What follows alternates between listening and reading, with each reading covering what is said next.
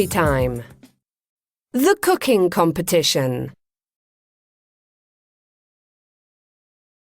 It's Wednesday afternoon and Ted and Faye are in class.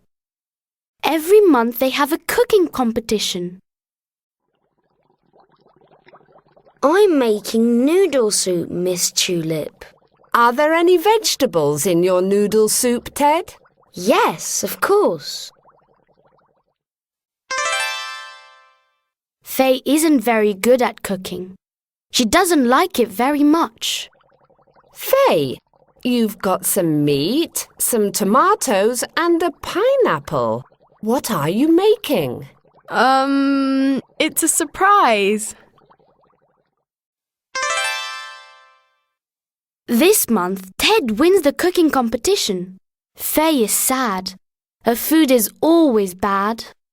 Congratulations, Ted. Your noodle soup is delicious. Thanks, Miss. That evening at home, Faye tells her dad about the competition. Faye, let's cook together. Okay, Dad. For 1 month, Faye and her dad cook and cook and cook.